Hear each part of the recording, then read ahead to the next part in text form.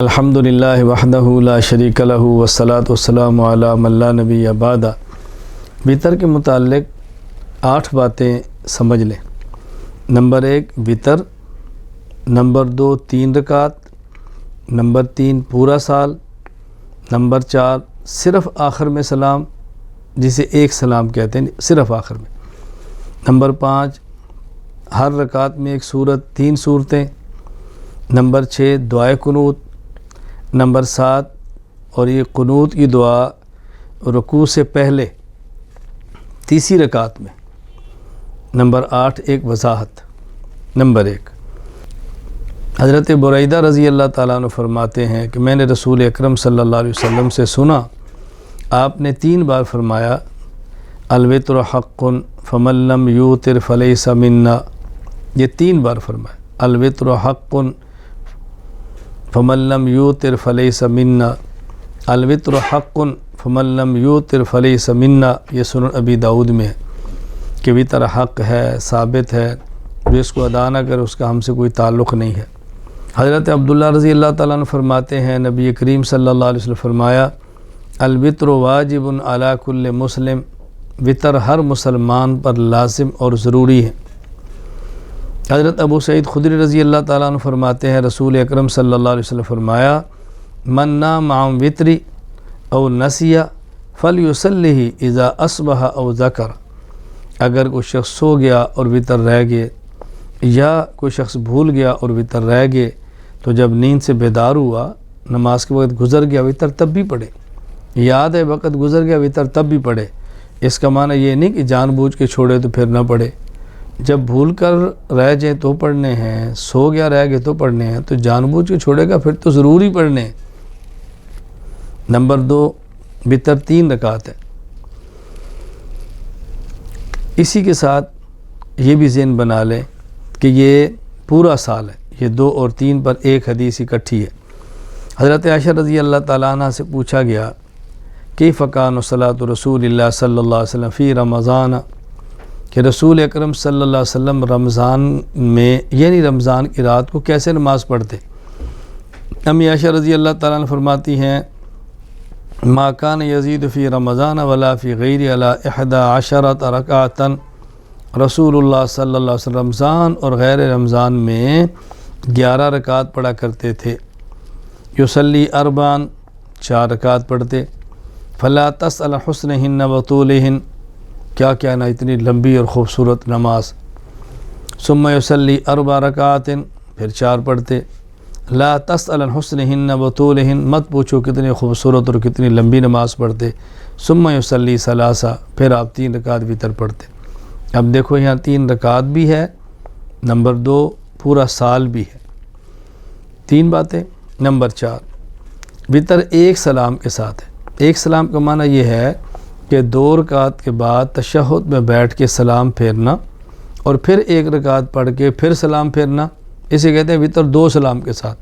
2 سلام کے ساتھ نہیں، 1 سلام کے ساتھ، یعنی 2 رکعت پڑھ کے تشہد میں بیٹھے، عبد و رسول تک پڑھے اور کھڑے ہو جائیں، سلام نہ پھیرے، پھر 1 رکعت پڑھیں، تشہد، درود اور دعا، اور آخر میں سلام دائیں اور بائیں، اسے کہتے ہیں وطر 1 سلام کے ساتھ۔ حضرت عائشہ رضی اللہ تعالیٰ عنہ فرماتی ہیں ثم اوتر بثلاث لا یفصل بینہن، نبی کریم صلی اللہ علیہ وسلم 3 رکعت وطر پڑھتے اور درمیان میں فاصلہ نہیں کرتے تھے، یعنی ایک سلام درمیان میں نہیں پھیرتے، آخر میں سلام پھیرتے تھے۔ یہ روایت مسند احمد میں ہے، اور جو پہلی میں نے بیان کی ہے پورا سال اور 3 رکعت، وہ روایت صحیح بخاری میں ہے۔ حضرت عائشہ رضی اللہ تعالیٰ عنہ فرماتی ہیں کان رسول اللہ صلی اللہ علیہ وسلم یوتر بثلاث لا یسلم الا فی آخرہن، یہ مستدرک حاکم میں ہے کہ حضور اکرم صلی اللہ علیہ وسلم وطر 3 رکعت پڑھتے اور درمیان میں 2 رکعت کے بعد سلام نہیں پھیرتے، بلکہ 3 رکعت کے بعد آپ آخر میں سلام پھیرا کرتے تھے۔ نمبر 5 3 رکعت وطر میں سے ہر رکعت میں سورت کون سی پڑھنی ہے؟ امی عائشہ رضی اللہ تعالیٰ عنہ فرماتی ہیں ان النبی صلی اللہ علیہ وسلم کان یقرأ فی الاولی من الوتر بفاتحۃ الکتاب وسبح اسم ربک الاعلی وفی الثانیہ قل یا ایہا الکافرون وفی الثالثہ قل هو اللہ احد۔ رسول اللہ صلی اللہ علیہ وسلم پہلی رکعت میں سبح اسم ربک الاعلیٰ پڑھتے سورۃ الاعلیٰ، دوسری میں قل یا ایھا الکافرون سورۃ الکافرون پڑھتے، تیسری میں قل ھو اللہ احد سورۃ الاخلاص پڑھتے۔ یہ روایت جامع ترمذی میں موجود ہے۔ نمبر 6، جو ہم نے تیسری رکعت میں دعائے قنوت پڑھنی ہے تو اس دعائے قنوت کے الفاظ کیا ہیں؟ ایک روایت میں ہے، حضرت ابو عبد الرحمن کہتے ہیں عبداللہ بن مسعود رضی اللہ تعالیٰ عنہ ہمیں یہ الفاظ سکھاتے، اللہم انا نستعینک ونستغفرک ونثنی علیک الخیر ولا نکفرک ونخلع ونترک من یفجرک، اللہم ایاک نعبد ولک نصلی ونسجد والیک نسعی ونحفد ونرجو رحمتک ونخشی عذابک ان عذابک الجد بالکفار ملحق۔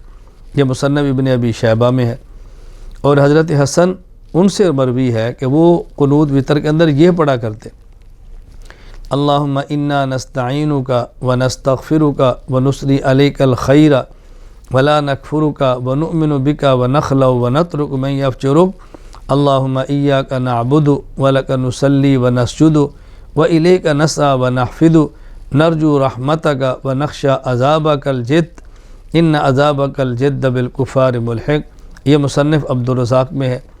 علماء نے ان دونوں کو جمع کر کے اور مشترک الفاظ یہ بتائے ہیں کہ قنوت کے اندر یہ الفاظ پڑھ لیے جائیں، اللہم انا نستعینک ونستغفرک ونؤمن بک ونتوکل علیک ونثنی علیک الخیر ونشکرک ولا نکفرک ونخلع ونترک من یفجرک، اللہم ایاک نعبد ولک نصلی ونسجد والیک نسعی ونحفد ونرجو رحمتک ونخشی عذابک ان عذابک بالکفار ملحق۔ نمبر 7، یہ جو دعائے قنوت پڑھنی ہے یہ تیسری رکعت میں رکوع جانے سے پہلے پڑھنی ہے۔ تیسری رکعت میں پہلے سورۃ الفاتحہ ہے، پھر قل ھو اللہ احد ہے، پھر اللہ اکبر، اس کے بعد ہاتھ باندھنے ہیں اور یہ دعائے قنوت پڑھنی ہے تیسری رکعت میں رکوع جانے سے پہلے۔ حضرت ابی بن کعب رضی اللہ تعالیٰ عنہ فرماتے ہیں کہ رسول اکرم صلی اللہ علیہ وسلم کان یوتر بثلاث رکعات، آپ 3 رکعت وتر پڑھاتے، 3 رکعت، اور پہلی رکعت میں سبح اسم ربک الاعلیٰ، دوسری میں قل یا ایھا الکافرون، تیسری میں قل ھو اللہ احد پڑھتے، ویقنت قبل الرکوع، اور رکوع جانے سے پہلے آپ دعائے قنوت پڑھا کرتے تھے۔ یہ روایت سنن نسائی کے اندر موجود ہے۔ نمبر 8، ایک وضاحت بہت ضروری ہے، وہ یہ کہ عام طور پر آخر میں نمبر 8 ایک وضاحت یہ بہت ضروری ہے۔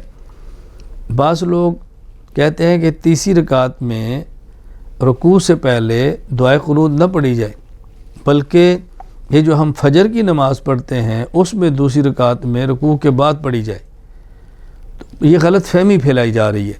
یہ بات اچھی طرح ذہن نشین فرما لیں۔ نمبر 8، ایک وضاحت ذہن نشین فرما لیں، جس طرح وتر پڑھنے ہیں، 3 رکعت پڑھنے ہیں، پورا سال پڑھنے ہیں، صرف آخر میں سلام پھیرنا ہے، تیسری رکعت میں دعائے قنوت پڑھنی ہے، تو یہ دعائے قنوت پورا سال پڑھنی ہے اور وتر کے اندر پڑھنی ہے، رکوع جانے سے پڑھنی ہے، پہلے پڑھنی ہے۔ بعض حضرات ایک غلط فہمی پیدا کرتے ہیں کہ نہیں جی وہ تو 1 مہینہ ہے، پورا سال ہے ہی نہیں، تو یہ بات ذہن نشین فرما لیں کہ جو حدیث پاک میں 1 مہینہ قنوت پڑھنے کا ذکر ہے وہ قنوت وتر نہیں ہے، وہ قنوت نازلہ ہے، اور وہ فجر کی نماز میں دوسری رکعت میں رکوع کے بعد ہے۔ تو قنوت نازلہ الگ چیز ہے اور قنوت وتر الگ چیز ہے۔ ہم قنوت وتر کی بات کر رہے ہیں جو پورا سال پڑھنی ہے۔ حضرت عاصم کہتے ہیں کہ میں نے انس بن مالک رضی اللہ تعالیٰ عنہ سے قنوت کے بارے میں پوچھا تو آپ نے فرمایا، آپ نے قنوت کا ذکر فرمایا، کہتے ہیں میں نے پوچھا قبل الرکوع او بعدہ، رکوع سے پہلے پڑھیں یا رکوع کے بعد پڑھیں؟ آپ نے فرمایا قبلہ، رکوع جانے سے پہلے پڑھو۔ کہتے پھر میں نے کہا فإن فلانا اخبرنی عنک، مجھے فلاں بندے نے آپ کے بارے میں یہ بات پہنچائی ہے کہ آپ فرماتے ہیں انک قلت بعد الرکوع، کہ رکوع کے بعد پڑھنی چاہیے۔ انس بن مالک رضی اللہ عنہ فرماتے ہیں کذبا، اس نے جھوٹ بولا ہے، میں نے یہ بات نہیں کی۔ انما قنت رسول اللہ صلی اللہ علیہ وسلم بعد الرکوع شہرا، یہ جو رسول اللہ صلی اللہ علیہ وسلم نے رکوع کے بعد پڑھی ہے قنوت، یہ صرف ایک مہینہ تھی۔ کیا معنی؟ کہ جو قبل الرکوع قنوت وطر ہے یہ پورا سال ہے، اور جو بعد الرکوع فجر کی نماز میں دوسری رکعت میں قنوت نازلہ ہے یہ ایک مہینہ ہے۔ اور یہ آج بھی ہے، اگر کہ مسلمانوں پر حملہ ہو یا مسلمانوں کو کافر نقصان پہنچائیں، دشمن سے خدشہ شدید ہو، اس موقع پر قنوت نازلہ آج بھی پڑھی جاتی ہے، فجر کی نماز میں پڑھی جاتی ہے، دوسری رکعت میں پڑھی جاتی ہے، رکوع کے بعد قومہ میں پڑھی جاتی ہے۔ تو یہ دونوں میں فرق اچھی طرح ذہن نشین فرما لیں۔ وآخر دعوانا ان الحمد للہ رب العالمین۔